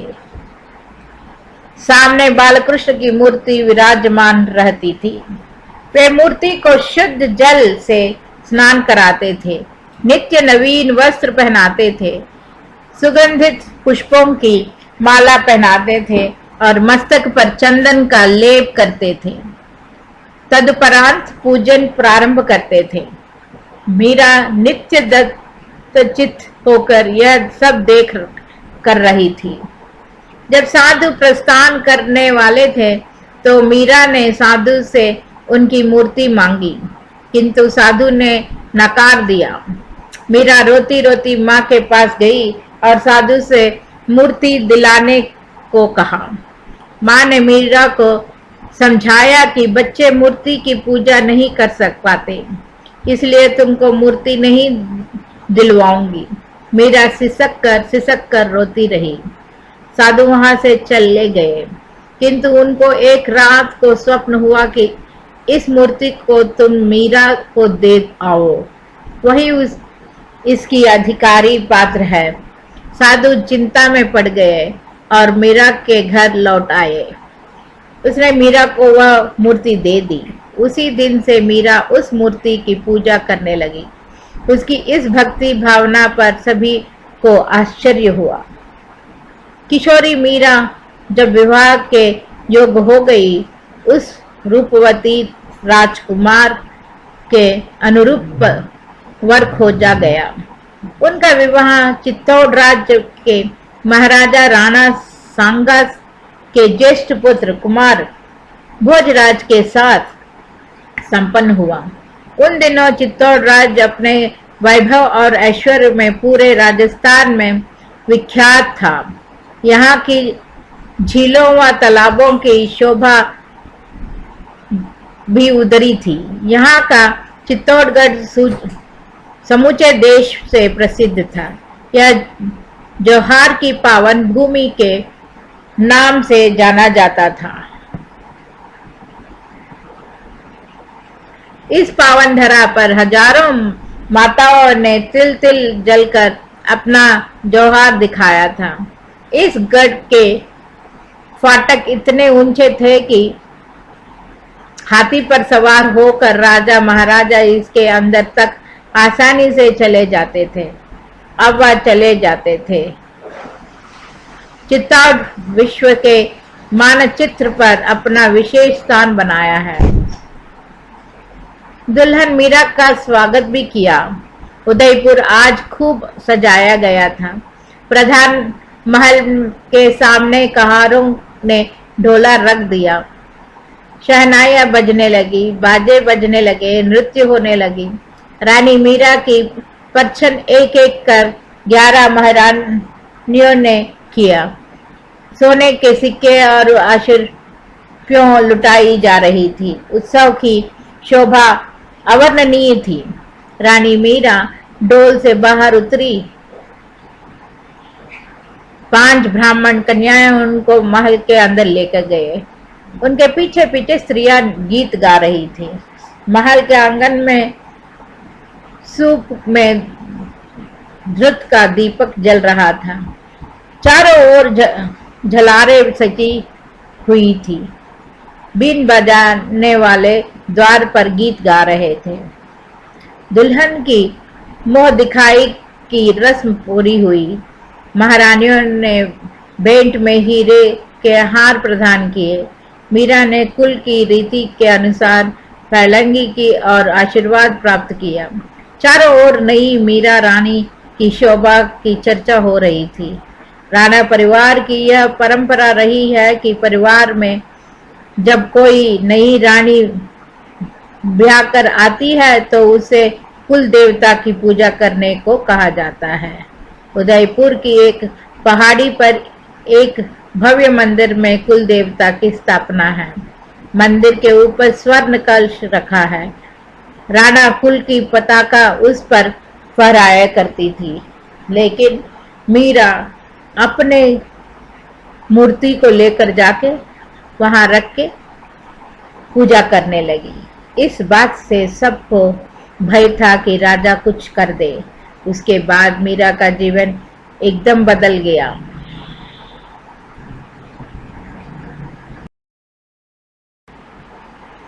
कविता रंगीली होली। आंख बंद कर सपना देखा मधुर मिलन के आलिंगन का। पलक खुली तो देखा लिपट था झोंका एक मान भाव रंग का। पिचकारी मुफ्त पिचकारी का ऑफर पाकर बच्चे और माँ बाप दौड़ चले आए। विक्रेत ने कहा, ये लो मुफ्त पिचकारी, बस इसमें भरे पानी की कीमत 10 रुपये चुकाइए।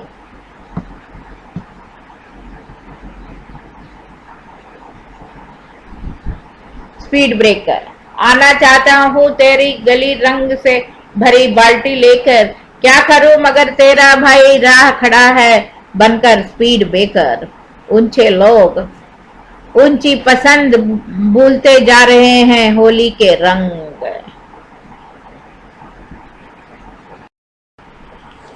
विषय चावल की रोटियां।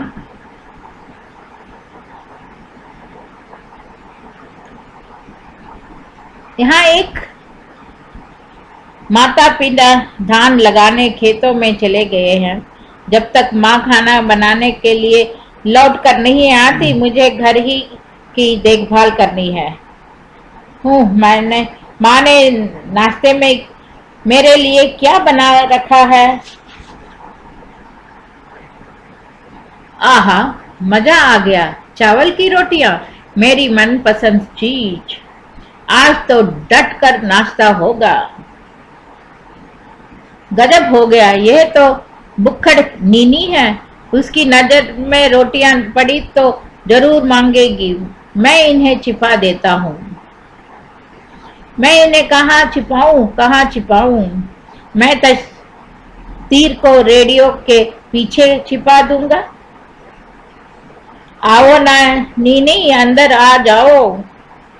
कुछ खास नहीं, मैंने अभी अभी नाश्ता किया और मुंह धोने लगा। लेकिन तुम्हारे घर भी तो रेडियो है। नीनी, हमारे रेडियो में भी कुछ खराबी है।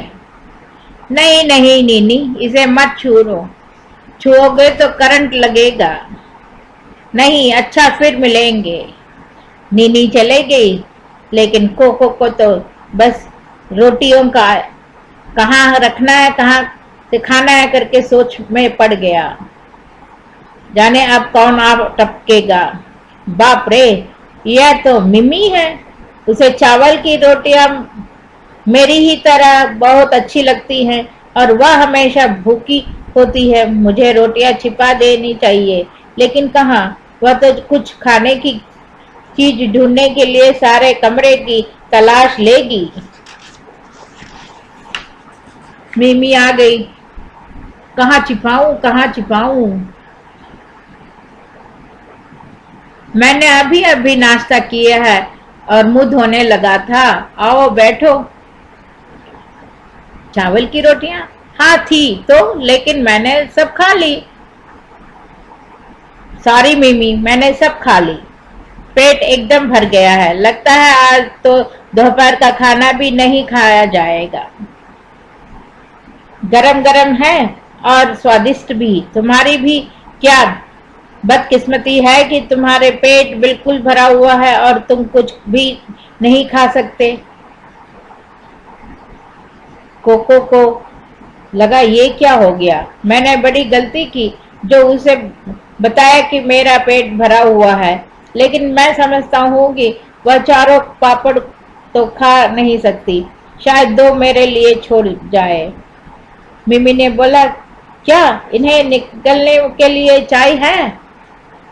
कोको बोला, हाँ, अलमारी पर है, मैं ले आता हूँ। तुम तो चाय पियोगे नहीं, पेट भरा होगा करके मिमी ने कहा। कोको ने सोचा, मेरा पेट भूख से गुड़ कर रहा है। भगवान करे मिमी को यह गुड़ ना सुनाई दे। और बोला, आवाज कैसी आवाज? हल्की सी गड़गड़ाने की आवाज। यह फिर हुई ना, सुनो तुमने। हमारे घर में चूहा घुस गया है, वही यह आवाज कर रहा है। कौन? मैं हूँ, तिनसु। तो उस टाइम उसको आ गया और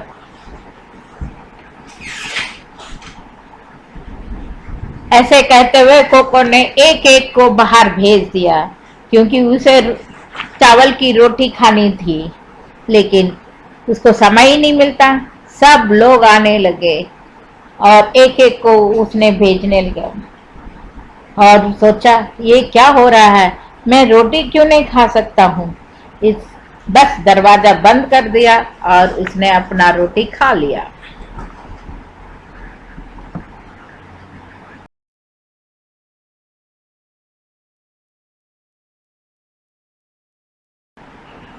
विज्ञान, पर्यावरण के लिए हम क्या कर सकते हैं। पर्यावरण दिवस 5 जून को आता है। हमारे आसपास की हवा, पानी और वातावरण के नाम पर एक दिन।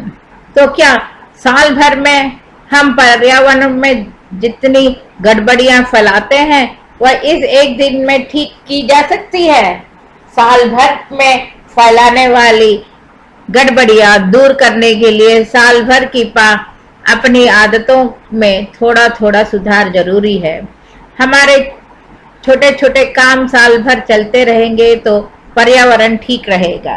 पर्यावरण की हालत कैसी है और अपने पर्यावरण के लिए हम क्या कर सकते हैं, आज इन्हीं छोटे छोटे तरीकों पर गौर करते हैं।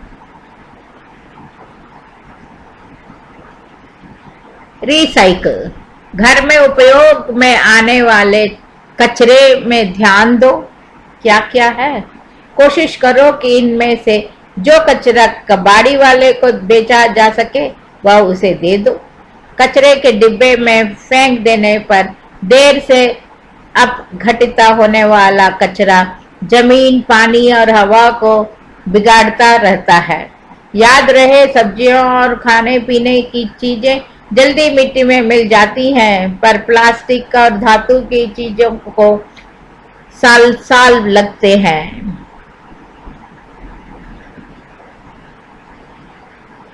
रिड्यूस, ग्लोबल वार्मिंग इस समय बड़ी चिंता है। पृथ्वी पर जिन चीजों का उपयोग हम कर रहे हैं उनमें तापमान में क्रमशः वृद्धि हो रही है।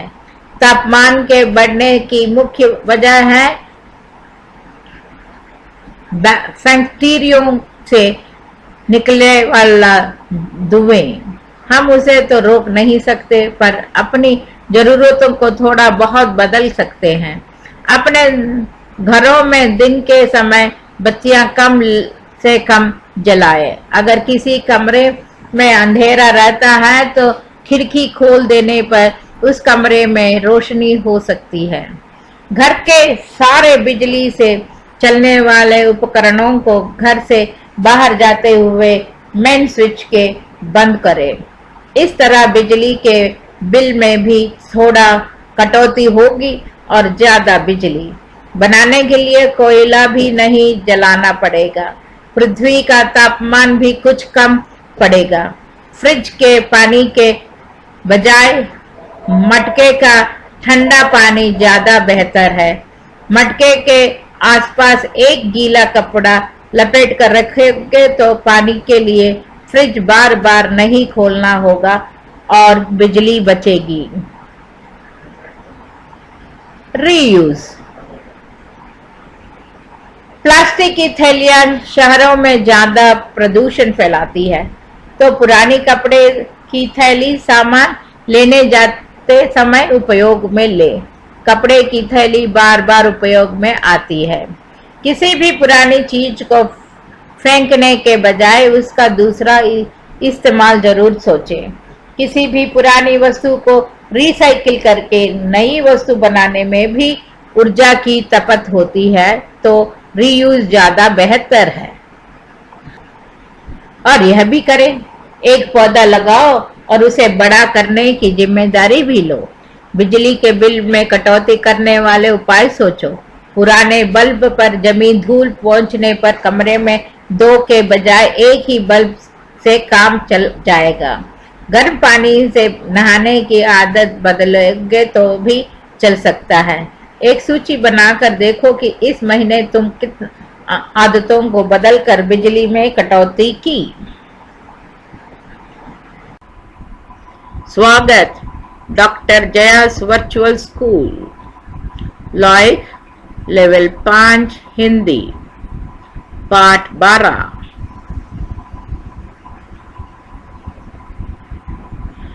व्याकरण। अव्ययी भाव समास। जिस समास का पहला पद प्रधान हो और वह अव्ययी हो उसे अव्ययी भाव समास कहते हैं।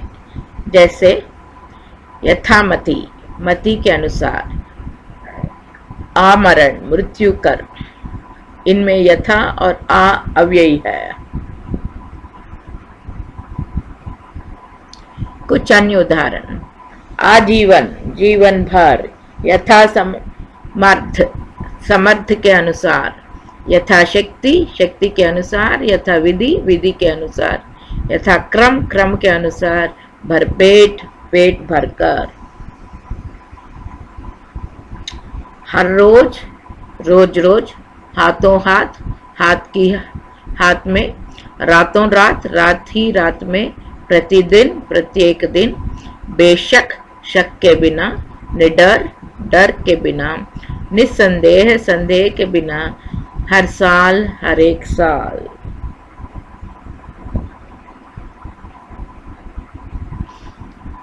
अव्ययी भाव समास की पहचान। इसमें समस्त पद अव्यय बन जाता है, अर्थात समास होने के बाद उसका रूप कभी नहीं बदलता है। इसके साथ विभक्ति चिन्ह भी नहीं लगता। जैसे ऊपर से समस्त शब्द है।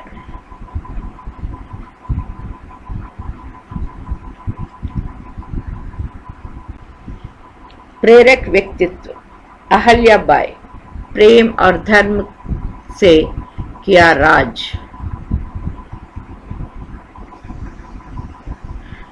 ईश्वर ने मुझ पर जो जिम्मेदारी सौंपी है, मुझे उसे निभाना है। प्रजा को सुखी रखने व उनकी रक्षा का भार मुझ पर है।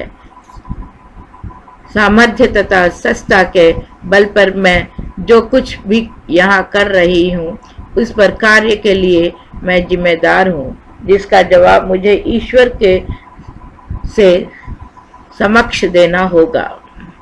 यहाँ मेरा अपना कुछ भी नहीं, जिसका है मैं उसी को अर्पित करती हूँ। जो कुछ है वह उसका मुझ पर कर्ज है, पता नहीं उसे मैं कैसे चुका पाऊंगी। यह कहना था उस नारी शासिका का जिसे दुनिया प्रथा स्मरणीय देवी अहल्याबाई होलकर के नाम से जानती है या मानती है। इतिहास के उस दौर में जब नारी शक्ति का स्थान समाज में गौण था, शासन की बागडोर उपासक व धर्मनिष्ठ महिला को सौंपना इतिहास का अनूठा प्रयोग था, जिसने दुनिया को दिखा दिया कि शस्त्र बल से सिर्फ दुनिया जीती जाती होगी, लेकिन लोगों के दिल पर तो प्रेम और धर्म से ही राज किया जाता है, जिसकी मिसाल है देवी अहल्याबाई होलकर। अपनी निजी जिंदगी में बहुत दयालु और क्षमाशील होने के बावजूद आप न्याय व्यवस्था के पालन में बहुत सख्त एवं निष्पक्ष थी। उसकी मर्यादा भंग करने वालों का व प्रजा का अहित चाहने वाले लोगों पर आपने कभी दया नहीं दिखाई। वे अपराधी को बतौर अपराधी ही देखती थी, फिर चाहे वह राज परिवार का सदस्य या सामान्य नागरिक ही क्यों ना हो। शासन व्यवस्था पर आपकी पकड़ जबरदस्त थी। उनके आदेश का अनादर करने का दुस्साहस किसी में भी ना था और अपनी प्रशंसा या चटकारिता से उन्हें सख्त चिढ़ थी। यही वह गुण था जिसकी वजह से वे इतना कुशल शासन और जन कल्याण कर सकी। राज्य की आंतरिक व्यवस्था एवं भावी सुरक्षा के लिए वे सेना की अहमियत से अच्छी तरह वाकिफ थी। तमाम जिंदगी धर्माचरण में व्यतीत करने के बावजूद अपने सेना की उपेक्षा नहीं की। सेना को अस्त्र शस्त्र से सज्जित करने व उसके प्रशिक्षण पर विशेष ध्यान दिया। प्रशासकीय व कूटनीतिक गतिविधियों के साथ आपका आर्थिक नजरिया भी गौरवलभ था। जिस होलकर राज्य की वर्ष की आमदनी सूबेदार मल्हारराव होलकर के समय में 75 लाख रुपए थी, वह देवी अहल्याबाई के समय में अंतिम वर्ष में 1.25 करोड़ रुपए तक पहुंच चुकी थी। उस दौरान जब संचार एवं यातायात के साधनों का अभाव रहा, आपने पर राज्यों में द्वारका के, जगन्नाथपुरी के या बद्रीनाथ से रामेश्वर तक जन कल्याणकारी कार्यों से अपनी रचना धार्मिक का परिचय दिया, जो आपकी स्थिति प्रज्ञा भूमिका से परोपकारी कार्यों को करने की प्रबल इच्छा शक्ति का प्रतीक है। यही वजह है कि अलौकिक धर्माचरण व असीम दान, धर्म और मंदिर निर्माण का जिक्र आते ही आपका नाम सबसे पहले श्रद्धा के साथ लिया जाता है। जिंदगी के सारे कार्य करते आपका चिंतन मनन निरंतर जारी रहा। प्रसिद्ध इतिहासकार बाबा साहेब पुरंदरे के मुताबिक उनसे बड़ा दुखी कौन होगा जिसे अपने ही परिवार के 27 प्रियजनों का बिछोहा सहन करना पड़ा। बावजूद इसके अपनी प्रजा व शासन व्यवस्था पर दुखी को अपने कभी हावी नहीं होने दिया। आदर्श शासक के नजरिए से आपका योगदान निश्चित ही असाधारण है।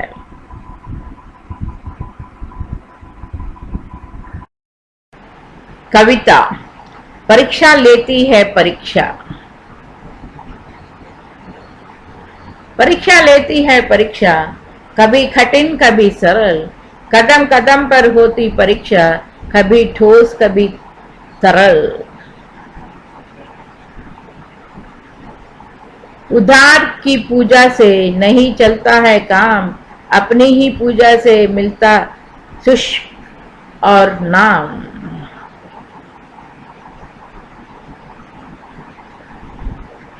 परीक्षा के होते हैं कितने ही रूप रंग, कभी लिखित कभी मौखिक तो कभी प्रकृति के संग। हर मौसम लेता है परीक्षा, कभी हवा गरम तो कभी नरम। बड़ी बड़ी सुनामी लहरें तोड़ देती है सारे भरम।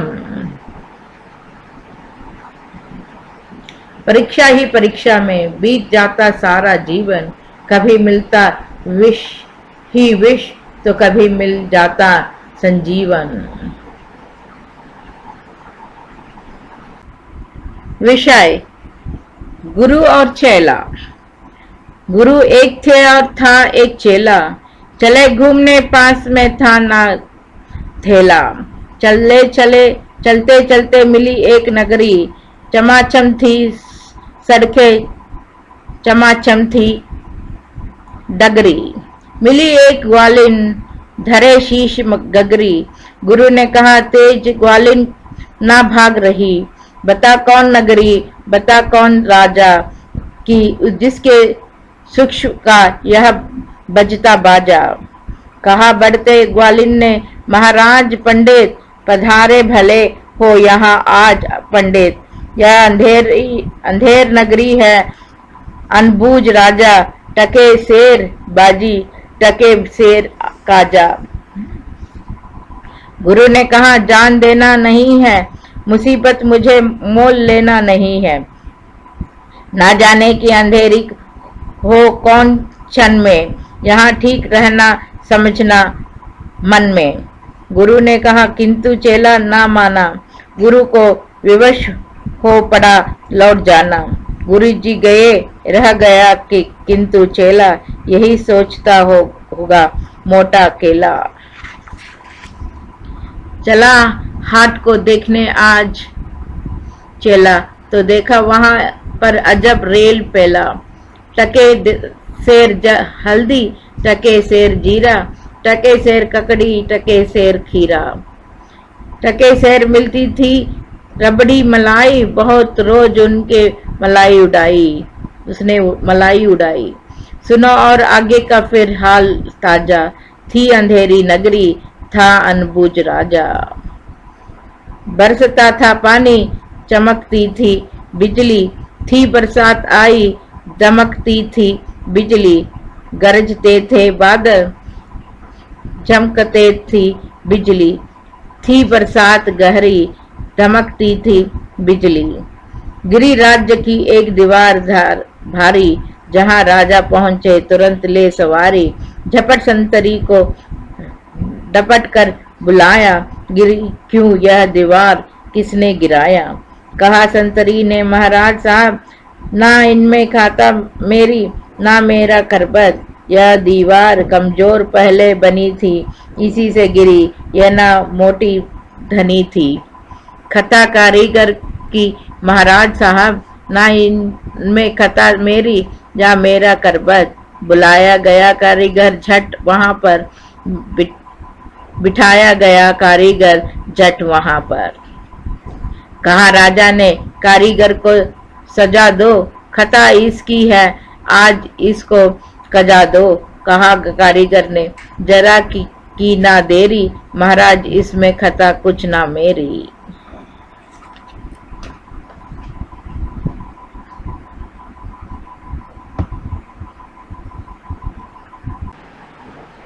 विज्ञान। कहां से मिली मां कंगारू को थैली। हमेशा से मां कंगारू के पास बच्चों को रखने के लिए थैली नहीं थी, पर यह उसकी दयालुता का इनाम है। आओ जाने कैसे गा बेटे कहाँ हो। मम्मी कंगारू ने अपने बेटे कंगारू को ढूंढते हुए कहा। कब से झाड़ियों में ढूंढते हुए कंगा की मम्मी परेशान हो गई। तभी कंगा कहीं से निकलकर आया। माँ ने बेटे को समझाया कि बार बार इधर उधर मत जाया करो, इससे तुम मुसीबत में भी पड़ सकते हो। कंगा माँ, मैं यहाँ बैठे बैठे बोर हो जाता हूँ तो थोड़ा घूमने निकल जाता हूँ। कंगा शरारती था और नटखट भी, और इसलिए माँ को चिंता होती थी कि कहीं वह किसी मुसीबत में ना पड़ जाए। माँ ने समझाया, बेटा अगर तुम मेरे पास रहोगे तो कोई भी मुसीबत आने पर मैं तुम्हारी मदद कर सकती हूँ, पर अगर तुम अकेले मुसीबत में पड़ गए तो तुम्हें कौन बचाएगा। कंगा ने बात अनसुनी की ओर खेलने लगा।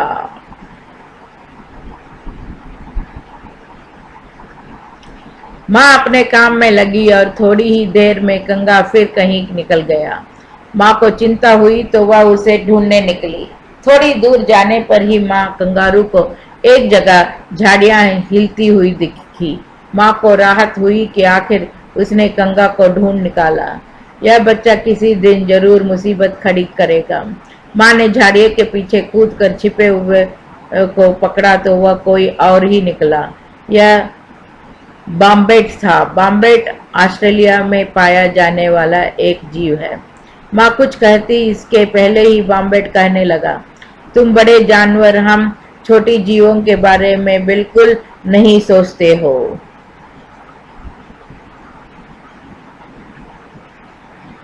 देखो तुम्हारे कारण मुझे चोट लग गई। माँ कंगारू को बड़ा दुख हुआ कि उसने जिसे कंगा समझा वह कोई और निकला और उसे कुछ चोट भी पहुंची। माँ ने बॉम्बेट से माफी मांगी। माँ ने पूछा, तुम बताओ मैं तुम्हारी क्या मदद कर सकती हूँ। बॉम्बेट बोला, अब मुझे चोट लग गई है इसलिए मैं अपने लिए खाना नहीं ढूंढ पाऊंगा। तुम मेरे लिए कुछ ताजी घास ढूंढ दो ताकि मैं पेट भर सकूं। पर क्या पहले मैं अपने बेटे को ढूंढ लूं? माँ ने पूछा। बॉम्बेट बोला, तुम मुझे मूर्ख बनाना चाहती हो। माँ कंगारू बोली, तो तुम मेरी पीठ पर बैठ जाओ। इस तरह बॉम्बेट माँ कंगारू की पीठ पर सवार हो गया। थोड़ी देर में कंगा कहीं से आया और माँ कंगारू की पीठ पर कूदा। बॉम्बेट को इससे फिर चोट लगी। वह बोला, तुम्हारा बेटा तो बिल्कुल ही मूर्ख है। माँ ने बेटे के लिए माफी मांगी। बॉम्बेट ने कहा, मुझे प्यास लगी है, मेरे लिए पानी लाओ।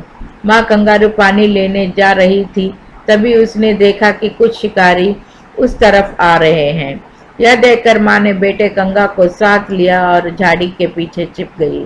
उसने बॉम्बेट को भी एक गड्ढे में छिपने को कहा। कंगा शिकारियों के आने की बात सुनकर डर गया।